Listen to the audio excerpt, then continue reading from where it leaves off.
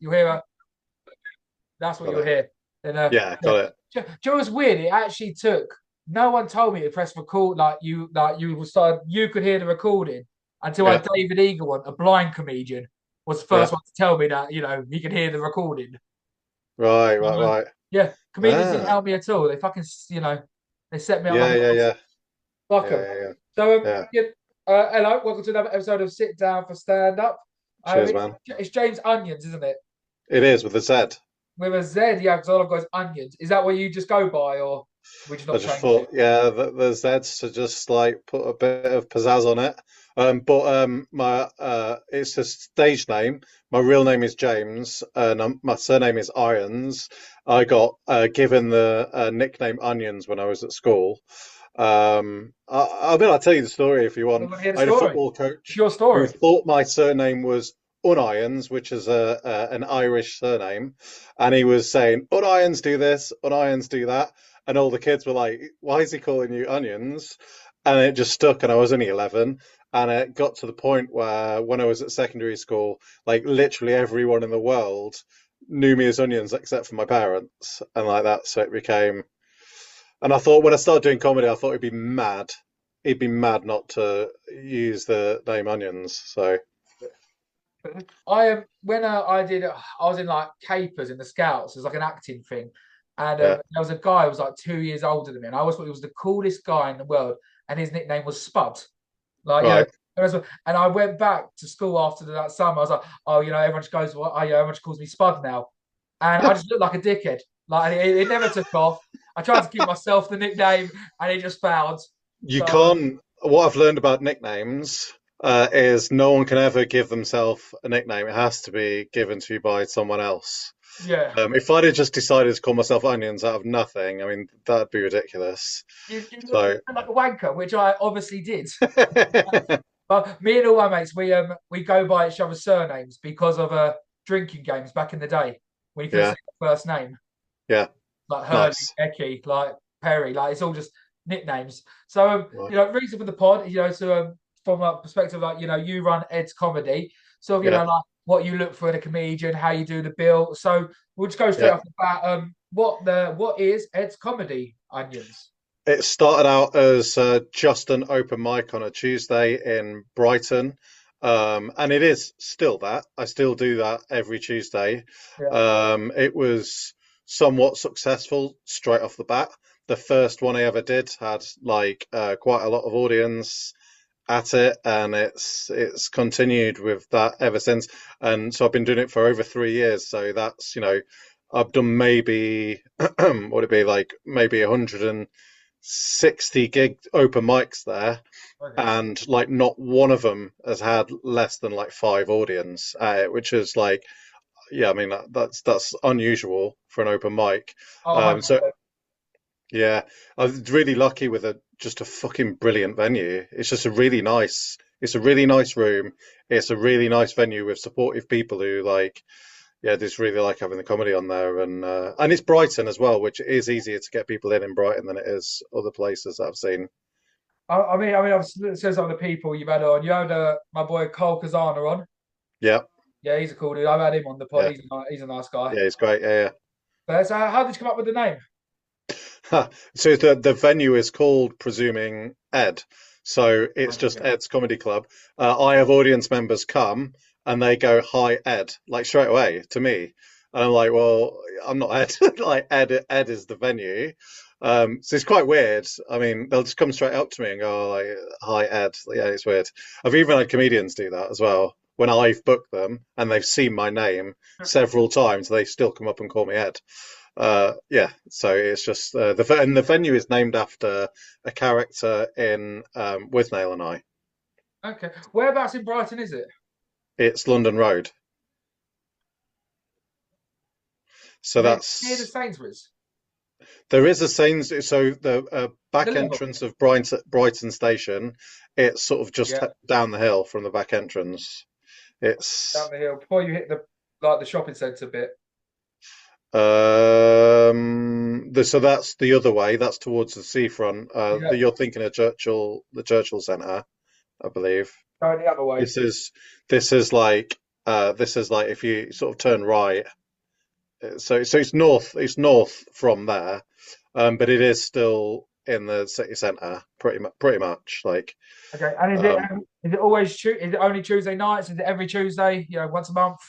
every Tuesday, and then I do like an hour-long comedy show on the first and third Saturday of the month. We do some previews and stuff sometimes, and a few other things. It's a fringe venue too. Okay, cool, cool. Um, Brighton Fringe, and I run a bunch of gigs in a few other places as well. Okay, and so what Yeah, sort of a type of acts apply? Like how many acts are like on the bill a night? Are they like yeah, 5 minute spots, 10 minute spots?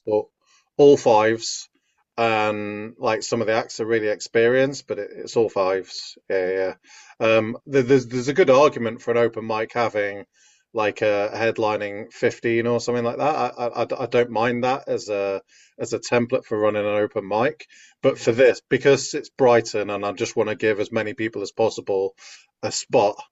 I have it at 15 comedians all doing 5 minutes apiece, and yeah. Also, with it being Brighton, you get really good acts doing it as well, like professional acts. I mean, Brighton has a contingency of pro acts and people on TV and stuff like that. So they'll occasionally do open mics, just Yeah, 5 minutes. like work in Yeah, progress stuff. And I mean, like, might as I've well. had Yeah, several Brighton comedians on, and like, they've all been brilliant.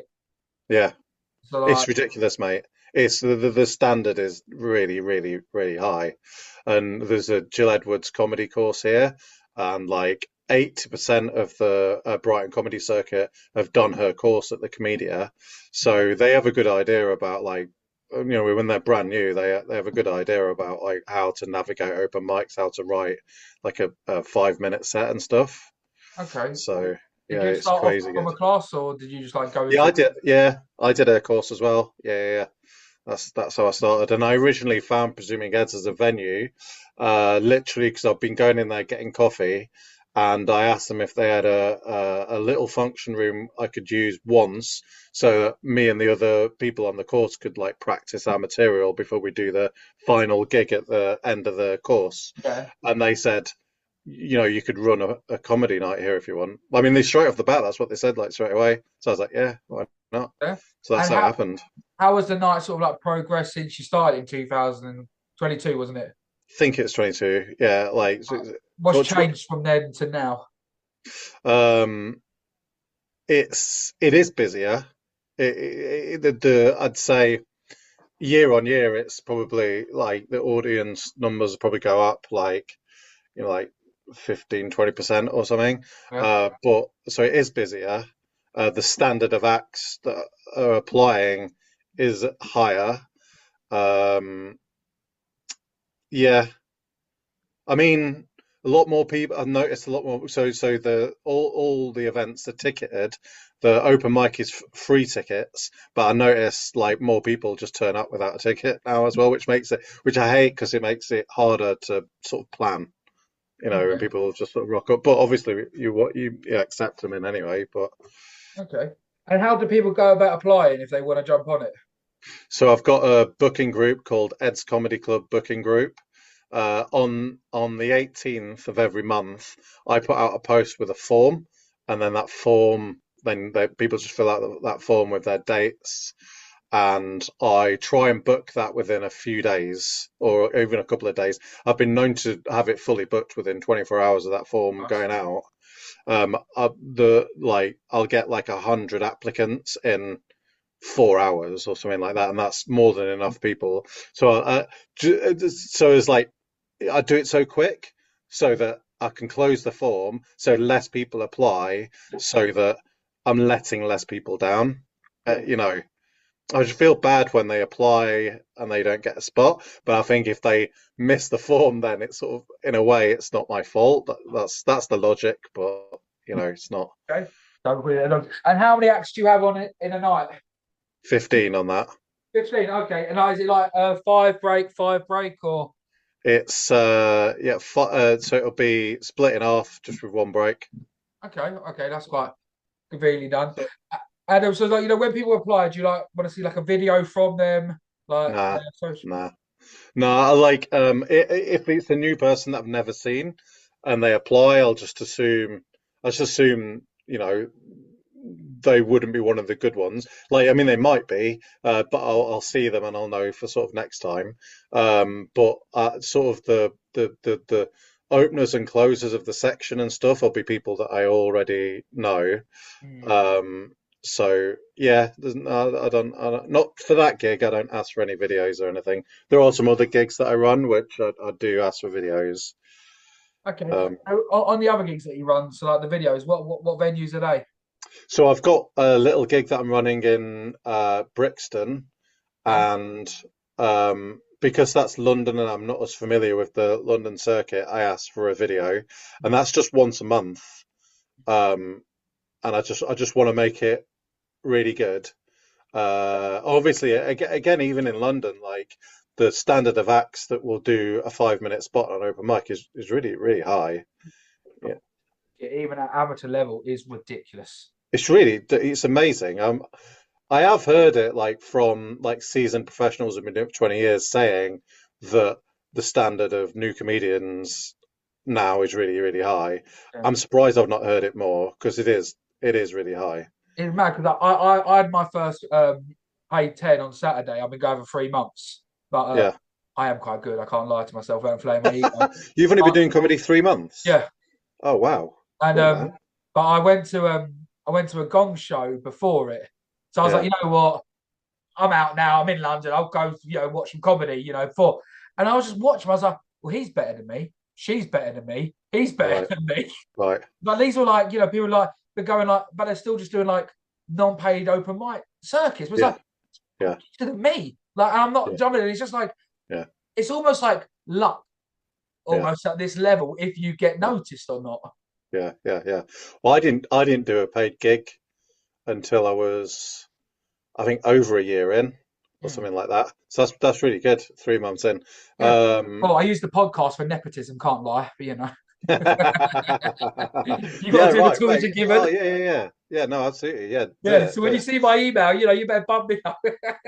Well, there's also that with running comedy shows, but the downside is if a person that you haven't booked starts a comedy night, like you don't have a prayer of getting in.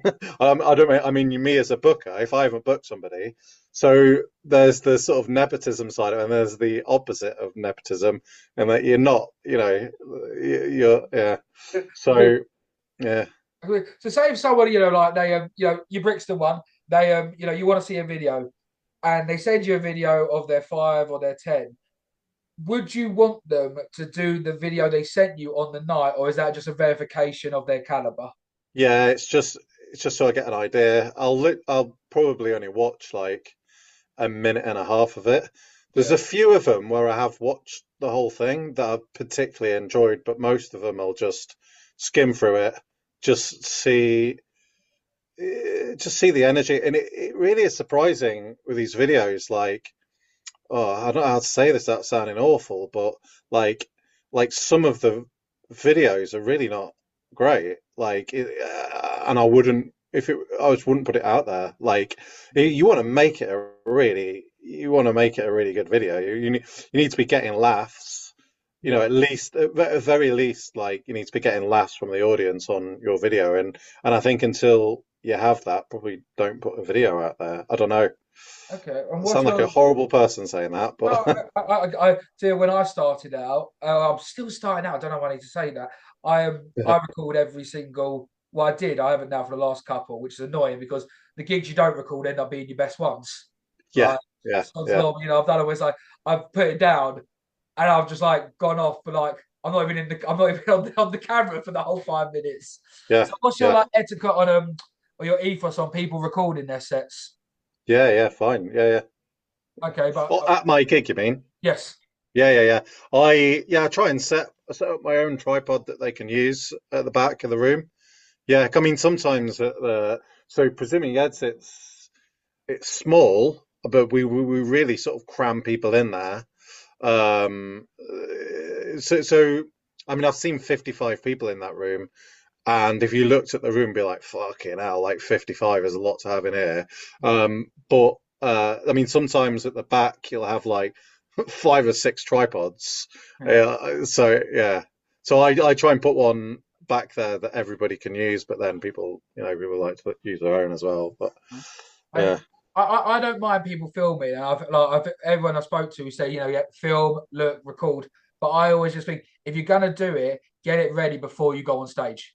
for sure. Yeah, There's nothing for me. There's nothing worse when someone they get called up and then they're dicking about their camera for 5 seconds. yeah, for sure. And I've That's been that person, and oh yeah, it's irritating. yeah, we've all been that wanker. Yeah. So when it comes to your place, is there anything people can or can't say on stage? Well, yeah, just the sort of obvious stuff, nothing transphobic or homophobic and stuff. Yeah. Um, it's not really had much issues with that. Um, yeah. Uh, I had a guy who did a set of entirely stolen material. Oh, Um, interesting. Because I saw one 2 weeks ago and they copied word for word 5 minutes of Ryan Long's bit. And right, I, yeah, I wanted to call him out on it, but it was his yeah, first time on stage. yeah, So I was like, is he on yeah, stage with confidence in that? So yeah. what, okay, what are your thoughts on that? And should they be called out even at, amateur level? Yeah, probably should be called out. Yeah. I tell you, there is a real upside to it though, and it's that because I remember before that thinking, about the sort of debate in comedy between writing and performing, and like can performing make a joke good, and sort of vice versa. And I saw a guy do some of the best jokes ever written and bomb. So it was like, okay, so that there really is some merit in the performance. So like one of the jokes that this person did, I won't say the joke or who wrote it, but it wouldn't won an Edinburgh Award, and this guy did it at my gig and bombed. Hmm. So it's like, okay, all right, well, there's something to the whole performance bit part of this, isn't there? Um, yeah, no, so it's quite an interesting experience that. I've seen some others do like maybe stuff that you'd see in a meme on the internet and stuff like that. Yeah. I think people maybe accidentally steal material too. And I don't know if you've ever had this, but I've wrote jokes and then I've wrote it and I thought, oh, that's good, and then thought, hold on, I feel like maybe someone else has said that, and I've just sort of unconsciously taken it in, and then I've never put it out there for that reason. I Yeah. I don't know mean, if because you've had that. um, I've had, I was one of my, I think it was like my fourth or fifth gig. I was also like, because I watched this thing and it was like, when you do comedy, always mention something in the room. You can talk about Yeah, dating apps and things like that. And I realized that yeah, everyone was using the same generic content. So I didn't want to use the same stuff yeah, equally. So I try and make all my content completely different to generic stuff. So like I yeah, do, I got my twin bit, like, mm, and like, most of it's about, and then I got like my fat bit. I know a lot of people do fat stuff, but I only do it from personal experience, not generic. yeah. Because because when I wrote the dating app bit, the person before me did a dating app bit. Right. Yeah, You already feel like you're going to lose your fizz yeah. straight away. Um, Yeah. so, so go on, with Eds, what's the best thing that's happened on stage there, and what's the worst thing that's happened? Okay, right. I've got some good ones here. Good, Best thing was Dylan Moran just turned up and did a spot. awesome. Just walked into the room and I was at the back and I was like looking at this drunk guy and I was like, that's fucking Dylan Moran. I was like, you want to do a spot? And he just, I mean, like I had a conversation with him. He barely said like 4 words, and Yeah, it was like he just nodded, yeah, and he came up and I put him on like literally next, and he's reading off his phone, and yeah, that was epic. that's And cool. he nearly he came on stage with his jacket on inside out, Brilliant. and then spent a minute of stage time just taking off his jacket and putting it on outside out, and nearly spilling some wine in the process. He was great. Like he really did his sort of Bernard Black from Black Books. Like it was just exactly that, and it was really, like his material wasn't well prepared, but I really got like a proper Dylan Moran experience. It was really cool. But does that show performance level then? Like what you were talking about earlier? What's that? Sorry. Like no matter he could go on with no material, but he knows how to naturally perform. Yeah, yeah, yeah, yeah. I Because think that's just imagine sort if of you tried to copy that, right. you'd be booed off stage. Yeah, for sure. Yeah, yeah, yeah, So it yeah. shows that it is, just his natural aura. It's just his natural sort of vibe. Yeah, yeah, yeah, yeah. I mean, he lives in Brighton, so you sort of see him around. Yeah, yeah, that's just his sort of natural thing. Mm. Nice. I mean, he won. So you think you're funny, didn't he, Dylan Moran? Yes. I think he'd be doing not been doing. I mean, I don't know what the rules were for that competition back then. Yeah. So I imagine when he started, he was really good, like straight away, and he probably had that same vibe that he has now, and he's just sort of doing himself, and like not every comedian can have that. No. For a lot of people, I feel like it's something that you have to spend a decade sort of creating a persona, or maybe not, or letting a persona naturally develop. Mm. I think that can take time for most people, but he sounds like somebody who had that quite quickly. Yeah, Um, I loved his bit on it was like was it when I'm walking alone and there's people there, I slowly put my keys in between my fingers. So if I have to hit them, I'm gonna fucking kill them. right. Yeah, that was one of his Right. bits. I've never seen that bit about 15 years ago. Yeah. And with my I own a pub, and every time I went around to the alley, every time I Yeah. saw a group of people, I slowly put my fingers like in between my Yeah. keys, and it always just Yeah. reminded me of that bit. It Yeah. always Yeah. makes Yeah. sense. I've heard of that. I don't remember him doing that bit. It doesn't sound that much like Dylan Moran, that bit. I But can assure you, 100, 100. He was in Nottingham Hill, weren't he? He was that dude. so again, oh, yes, yeah, yeah, So yeah, same guy. Yeah, yeah, yeah. To confirm, yeah, it was him. Also, I had Ed Byrne come into my pub 2 years ago. lovely, Yeah, he's a cool dude as nice. well. So on to yourself then, Onions. How long have you been doing comedy yourself personally? So yeah, it's just over 3 years. So I started at the end of May. I started my comedy gig at the beginning of May, and I started doing comedy at the end of May. During Brighton Fringe, I started doing comedy, and I'm not even sure at the time I was aware of Brighton Fringe at all. I don't know. Certainly didn't occur to me that I was starting comedy in the middle of Brighton Fringe. And I finished the comedy course and then started gigging and did other people's gigs before I did my own gig as well, which is weird. I like that though. I like that Yeah, because a lot of people I've seen like in London, they'll start an event just so they can get stage time themselves. yeah, yeah. And like I was say hypothetically, you did your own gig and you sucked ass that day. You'd want the truth, or would they sugarcoat it? No, like I've definitely bombed on my own comedy night I'm for not saying sure. good, but I'm glad. Do you know what I mean? Like, Yeah, yeah, yeah, I'm yeah, not, yeah. yeah, like No, it's it's good. good Yeah, that you have that definitely. honest palate. Yeah, because I didn't MC it for the first year of it running. I didn't MC at all for my first year of comedy, but I always intended to, Mm. and so I would perform for the same material on the gig like for the first year like quite a lot. And yeah, I often get like a really big introduction from the MC, like, oh, this is a guy who run the night, give him a huge round of applause, and like, and then I'd just be absolute dog shit. I mean, if I was there and someone said that, I think I would put you under the scope 10 times harder. Yeah, Like, oh, yeah, this yeah, guy's yeah, great. Oh, well, we'll see if he's great. Make yeah. me That's laugh then. And That's quite sort a of good like, way. Yeah, that's quite a good way of doing it. I once came on, and this was in the first year of doing comedy, and we're getting introduced as the daddy as of the comedy night. Then all the comedians started chanting "Daddy, Daddy" and banging on tables and chairs and shit. And it seemed to last for ages. And I was like, how am I supposed to fucking come on to that? Like, I've got to follow "Daddy, Daddy, Daddy." Like, you know. It's like following a musical act or something. It's just impossible.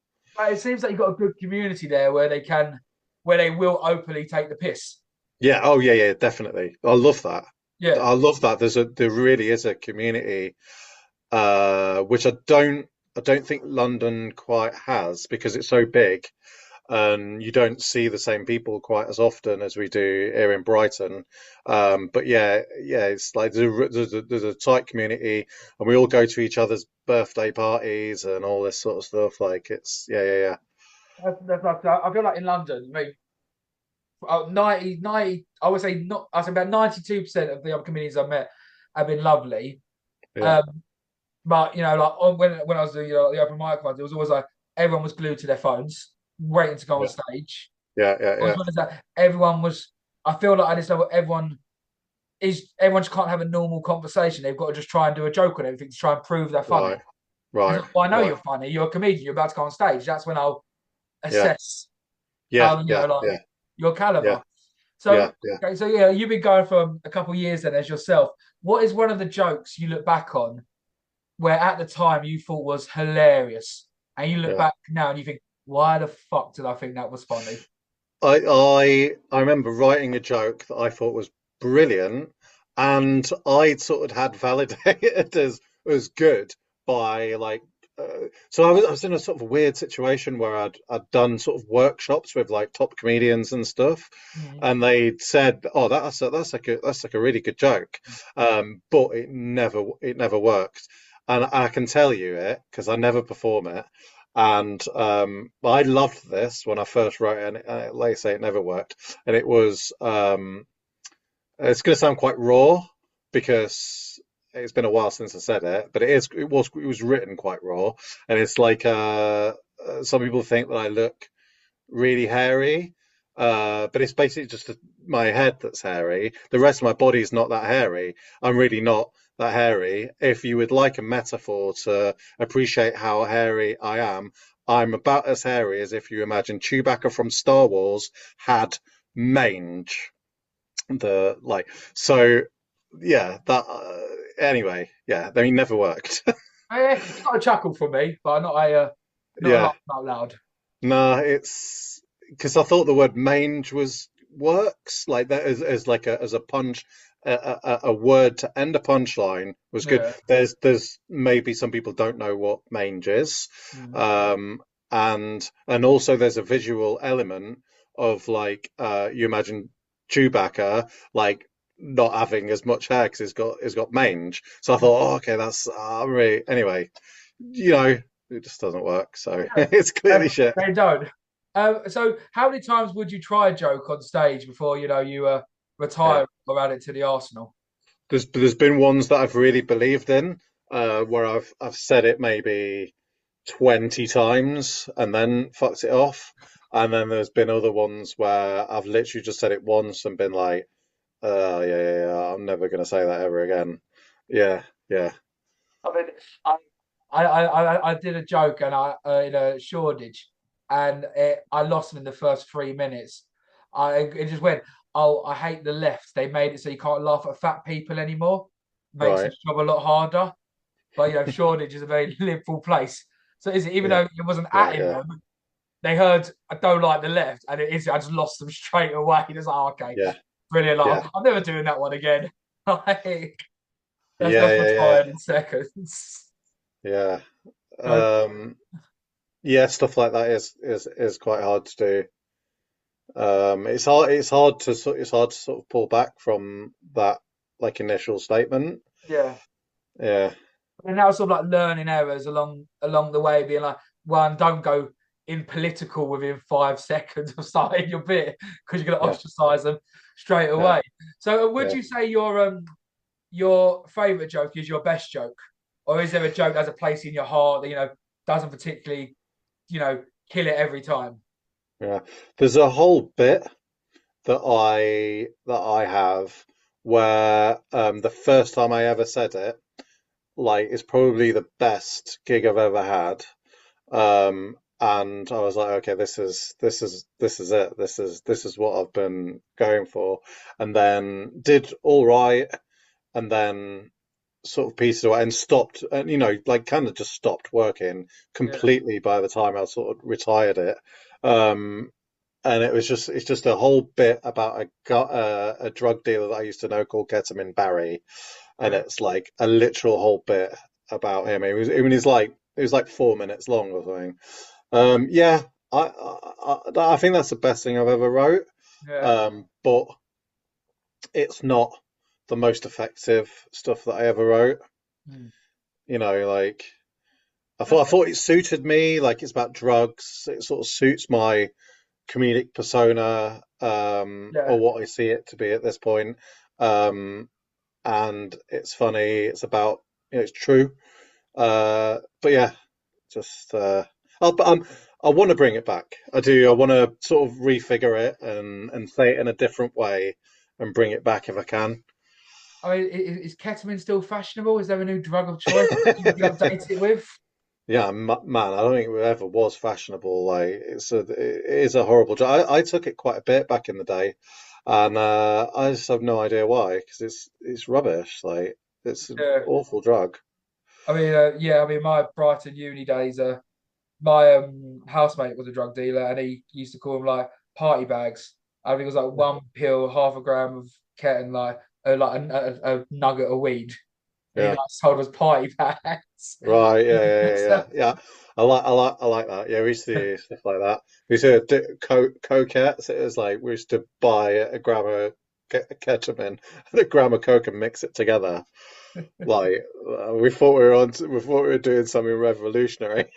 it's like what's his name in Breaking Bad, adding chili sauce, chili powder Right. to his Yeah. drugs was like revolutionary. So Yeah, I had that without taking this conversation fully into drugs. yeah, I had that done to me as a trick back in the day. oh, So I put chili powder in some drugs and I snorted it. Yeah. didn't go well enough. No, it was horrible. So, what advice would you give to like new comedians, in general, but also in Brighton, who want to Yeah. sort of get into it, but are a little bit nervous? Yeah. I would do a course. The course is such a big thing in Brighton because of the Jill's course that, she runs it at the Comedia. It's quite a big deal. But I think um not everyone can do a course. She hasn't got enough space on it, and maybe they're not based in Brighton. But I think just do a course. It can just give you a good idea about like how to navigate just doing a five spot.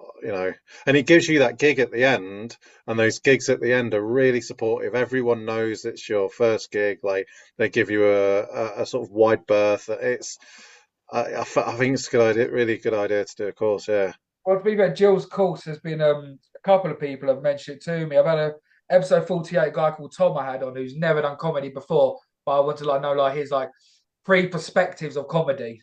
right, Quite nice. interesting. But he's from the place that gives you W just by Brighton. Can't remember what it is. Worthing, Well, that's the Badger. And he's doing Jill's course in September. sweet, So, nice.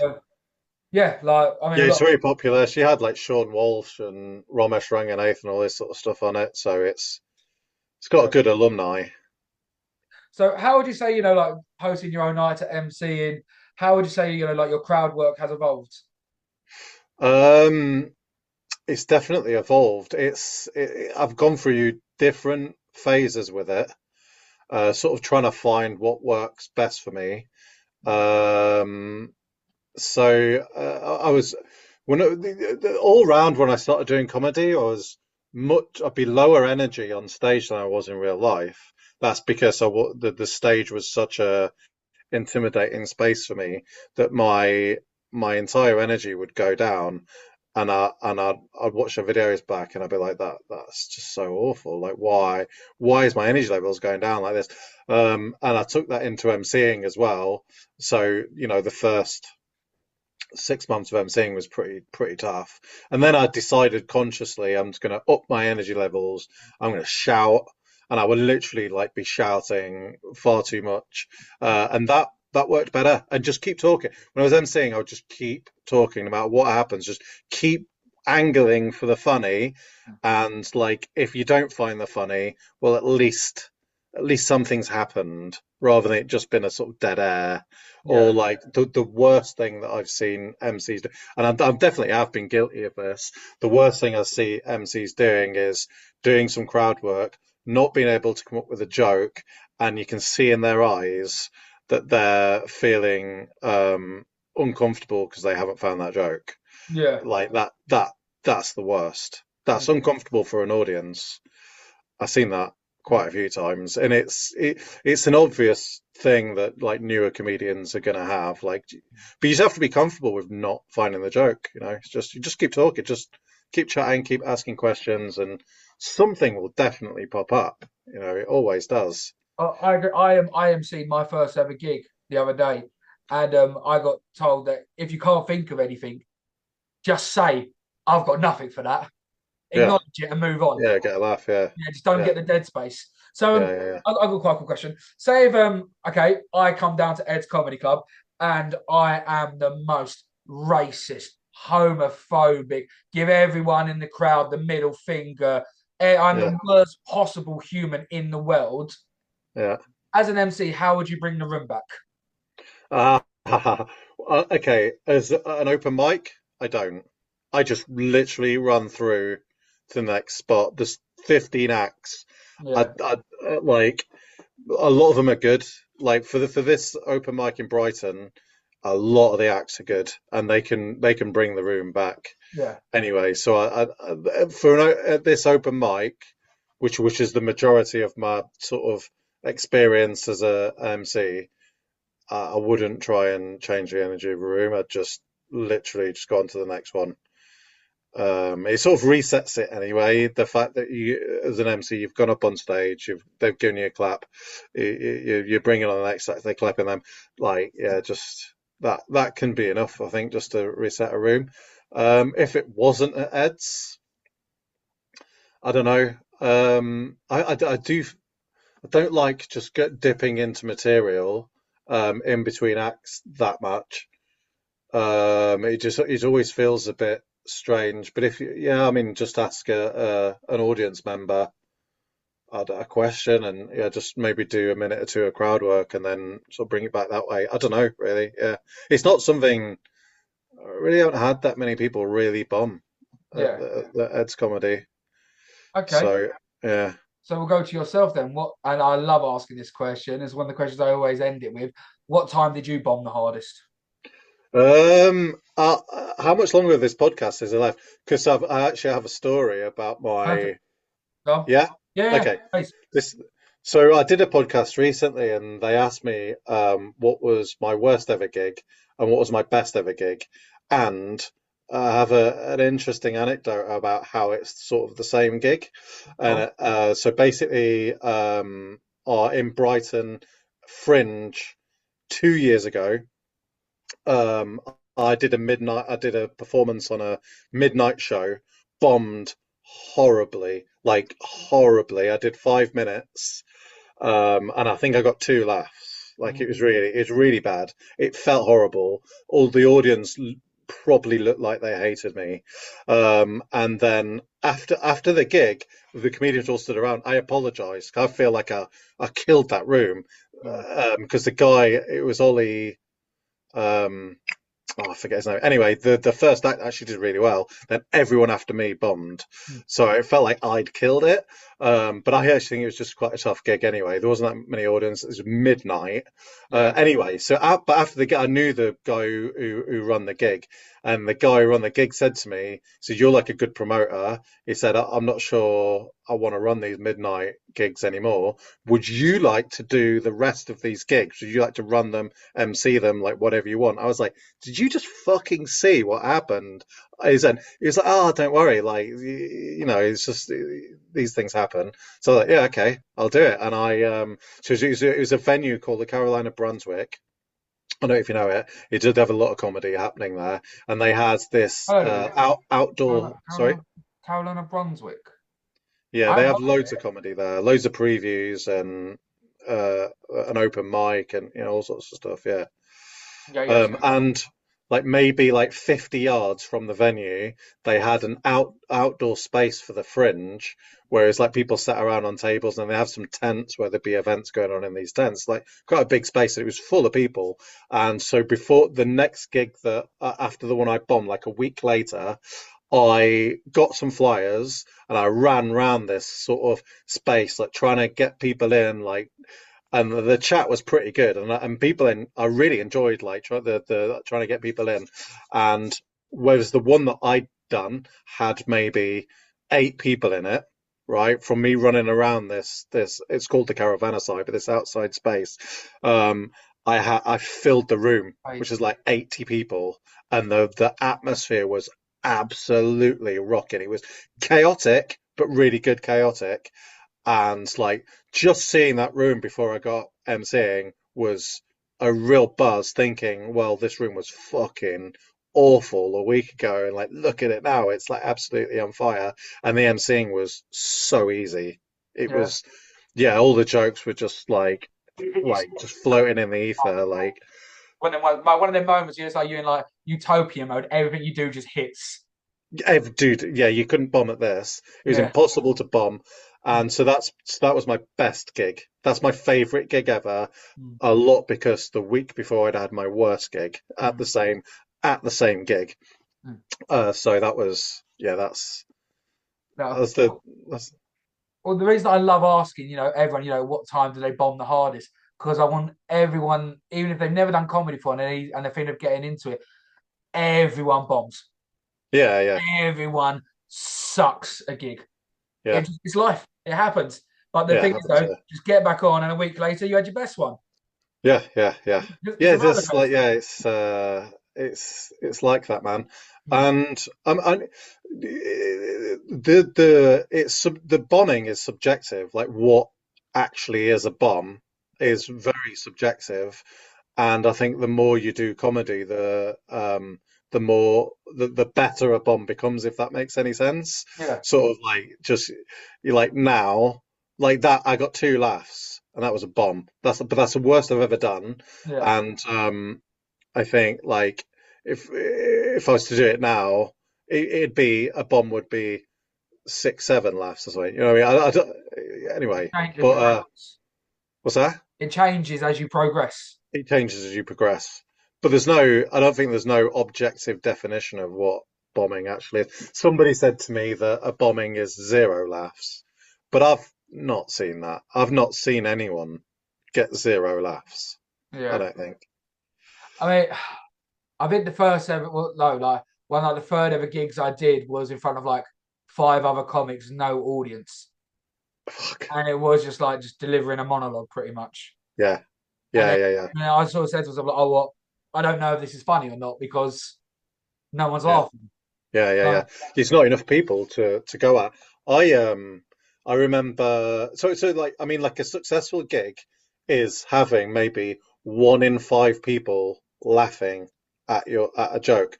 Like I remember filming a gig that I did on 2 different cameras. And it was a gig. I thought I'd smashed it, but there's a really good echo in the room, so all the laughs reverberate around the room, and they sound like it sounds like a bigger laugh than it actually was. But one of these cameras that I had, like had some sort of feature where it would get rid of the echo, right. right? And what I experienced was that like actually doing quite well would only be like 4 or 5 laughs. So you could isolate on this recording. I could isolate the laughs. Like that's 1, 2, and you could sort of count them. Hmm. I was like, okay, that's quite interesting. So like to do well, you know if you've got a room of 30 people, you just sort of need 5 laughs really, and you've done all right. I My, think I my, don't know. the one I sort of measure it by, because I always think when you're off stage, you notice the laughs more than when you're on stage.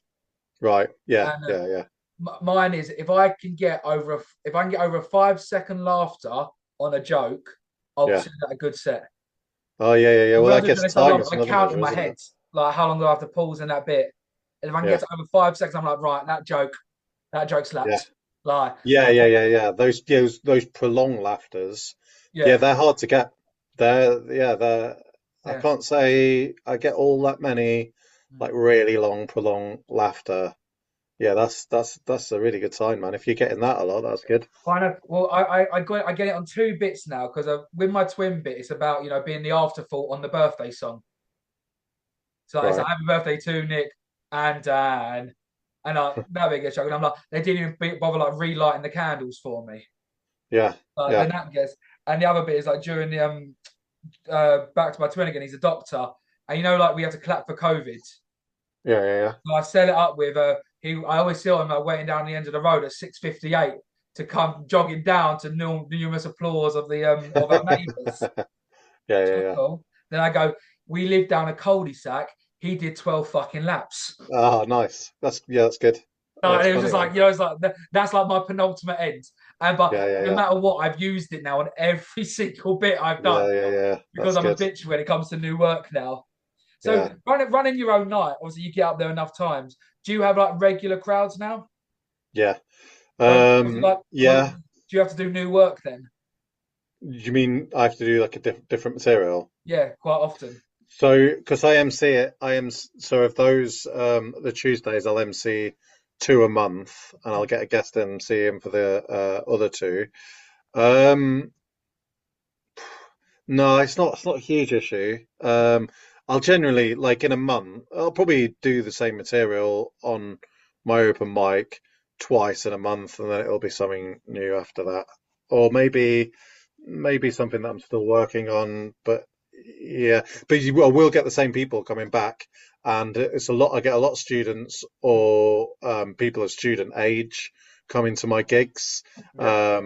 and they'll come like once every few weeks for about 7 months, and then I'll never see them again. Yeah. That's Just a that's standard really shit common. phrase though, isn't it? Like it's like a fad.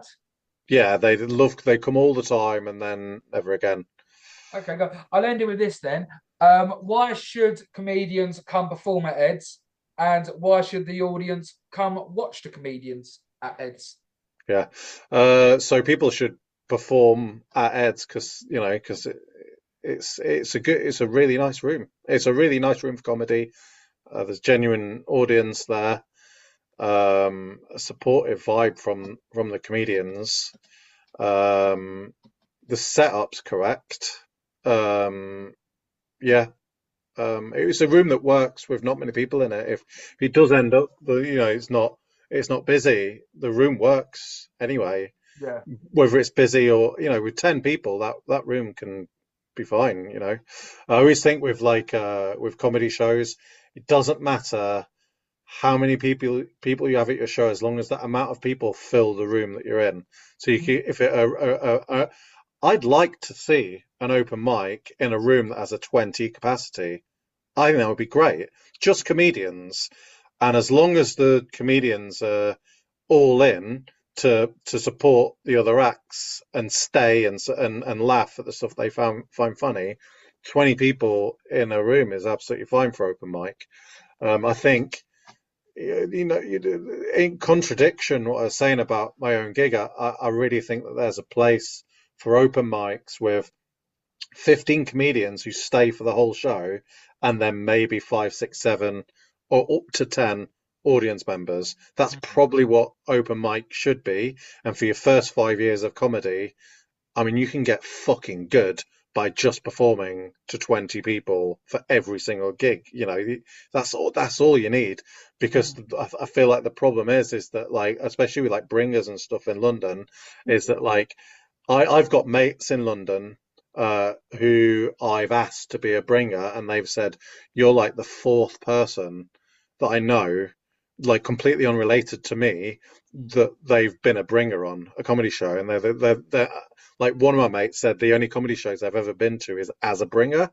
Yeah. So their only experience at comedy is being a bringer at the lowest level of comedy. So I think, like, for that reason, open mic shouldn't be getting the majority of audience. The majority of audience should be going to professional, the highest level, and then the open mic should be getting, if the average person goes to three comedy shows a year, two of them should be pro, and then just one of them open mic.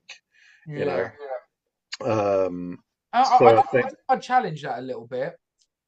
I will challenge that actually because Um, I think when you go to like a pro one, you you're going there knowing the names on the bill, so you know Yeah, what they're about. You're expected to laugh. It's easy for them to yeah, get laughs. Where on the circuit, if they can make you laugh and you've never heard of them, yeah. I think that is a better skill set. Yeah, it's cool. Oh yeah, it's really cool. No, don't get me wrong. And I've had audience members at Presuming Eds. I've chat if I go out on a night out in Brighton, I'll sort of get a lot of people who will just come up to me and go, "Oh, you're Presuming Eds guy," and then I'll chat to them about the night, about like acts that they like and all that sort of stuff. And I've heard a lot of the same feedback, and this is one of them is that a lot of them have been to the top comedy clubs because there's top comedy clubs here in Brighton as well, Yeah. and like they've been there and they said they prefer coming to the open mic because they feel more comfortable in the environment. They feel more comfortable being spoken to by the MC Mm. rather than going to a top comedy club and the MC being some really high status person that's going to try and rip whatever they say apart. Whereas like at the sort of lower level, open mic level, they feel like they're just talking to a person rather than someone really successful. So they feel more comfortable, and they said we see the same acts as well at your gig as a performing on the top comedy clubs. Is we've literally seen the same person, but we have to pay there. And they've also said they love to see people bum. I've seen that. They said that. I've heard that several times. They like it when they're shit. Oh yeah, because Yeah, that humanise it, and also like I yeah, say with the MC, and they like talking to the comedians like after the show, during the yeah, interval, and like yeah. I had on Saturday after there, I was having a fag half time, and they were like, "Oh, is that bit about your twin true? Is he a doctor?" I was like, "Yeah, it's all true." So like they Yeah, get nice. like the origin story as well in person. Yeah, yeah, yeah, yeah. And yeah, we're approachable. And comedians who are in the open mic circuit are approachable. Whereas if you go to the Comedia or something, you would be much less likely to approach one of those comedians afterwards. Mm, You'd just feel like, yeah, it's like a little bit like approaching someone that's famous. I mean, some yeah, of them are famous, but you know what I mean? It's like you maybe just want to be left alone or something. yeah. Um, From their point of view as well, like if you were getting pestered every 5 seconds, you would like yeah, understand it from yeah, like both sides of it. But yeah, no, I yeah, yeah, yeah. wholeheartedly agree. Like we're just yeah, Yeah, nice and little and and also in contradiction to what I said about open mic and what it should be, I do think that there is place, especially in London, for like a proper epic open mic, like with lots of people at it, and like specifically trying to book really good acts and then absolute nutcases, yeah. because like you don't get that as much on the circuit that you used to, the real nutters. And I mean, it's exploitative for sure. Mm. But like when you in the sort of early rounds of the X Factor, like that sort of thing, but comedy and mixed in with professionals, I could imagine that been a big hit, but it is a bit exploitative. I blame the doctors for that for diagnosing ADHDs now. Yeah, yeah, yeah, They think that's more karma. It's bullshit. Like allow yeah, the nutters to go be nutters on stage. give, yeah. give it to I them love. after. I do. I mean, you do hear a lot of the sort of old pros say that, yeah, that's something that's missing from the open mic circuit now is the nutters. Yeah. Yeah, I imagine I don't see that coming back either. Because everyone before people do a spot on a comedy night now, you're reading stuff on the internet, you're doing comedy courses, you're really well drilled on what it is. You're supposed to have punchlines and all this sort of stuff. I just think, yeah, there's less likely just to come up with a carrier bag full of fucking crayons and writing shit on the wall. I don't know, like nutty shit. But more comedians, less clowns now. Yeah, yeah, right. Yeah, yeah. There's not many clowns. Yeah. I Yeah, I love seeing them. I like it's so beautiful in seeing someone where it's like this is more delusion than courage to be yeah. on the stage at this point, and then you respect it again. It's like you know what, Yeah, fair play for doing that, mate. Like yeah, yeah, I yeah. mean, I like to make people laugh, but I'll Oh, say I the think it jokes. deserves respect that doing something out of the norm, alternative stuff. Yeah, it's definitely harder and it takes more courage, and yeah, potentially more delusion, like you say. Mm. Yeah, But then it's like, it's supposed to say one man's freedom fighters, another man's terrorist. Brighton's quite adventurous in that department, enough to say as it is. yeah. Is what you consider normal now. Like if we Ah, we did like further up north, or like say like Gloucestershire or something like that, nah, we would don't be the think so. wacky No, ones. I don't like. There isn't that many nutters on the comedy circuit here. You'd think there would be. I mean, there's nutters on the street, Yeah. but they're not on the comedy circuit. I think the I do worry that I sort of irritate other comedians who are on in Brighton by talking about how good Brighton is for comedy. But like all the open mics are run really professionally, Mm. really well. Like all the comedians are really well drilled. Like you wouldn't think it, but the Brighton comedy circuit is run more professionally, I believe, than other places that performed comedy. Well, I had Alex Petrovic on as well. He was from Brighton. Yeah, nice. He's the most like down to earth, mental men's mental health advocate. Just Oh, the most like I thought you were saying he was mental. Down yeah, to earth and mental. No, okay, yeah, sorry, there's a yeah, yeah. stutter on that bit. Sorry, Alex. But it was like I said, like, every comedian I've seen like Brian or spoke to has been like they're like the northern caliber. Yeah, Like, but I think it could just be the circuits in general now that everyone is now just becoming better and better. But yeah, also, it's more saturated, so it's harder to get to that next elevated stage. yeah. Yeah, it's going to become more and more saturated.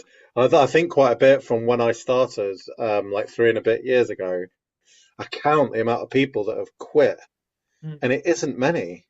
Like No, there really isn't many people that have quit. I can only think of about 6 people Mm. from like hundreds who've actually quit doing comedy. So there's just going to be more and more people in 5 to 10 years' time. There's going to be quadruple the amount of comedians that there are now, yeah. and it's just going to get harder to get the paid gigs. Um, it's heading in the direction that it'd be more of a hobby that only people at the very, very, very, very top level will get paid for. I don't know. It looks like that, but Or maybe they'll put their payments down. Their payments at the top higher level will get lesser because there's such a yeah, option. maybe. Yeah. Or maybe we just need to start discouraging people. When I say any advice to new Yeah. comedians, don't do it. Fuck Yeah. off. No. Yeah. For sure. Yeah. Yeah. Yeah, go away. Any new comedians watching? Yeah. Fuck off. Yeah. But Don't forget the start. camera. You're not funny. You never will be. You Piss don't off. understand what comedy is. It's really Yeah. hard. Just yeah. Give up. Go do Yeah. your 9 to 5. It's not worth it. I'm going to tag this as advice to new comedians. Yeah, that's it. Yeah. Onions, brother, you've been absolutely brilliant, man. I appreciate you coming on. Cheers, dude. Good to Uh, meet you, man. you too, man. Hope I see you on the circuit sometimes. And now I know how to apply it to Eds. So, Yeah. we're talking about that Come on in, nepotism. man. Come on in. Cheers, brother. Have a good one, man. Cheers, dude.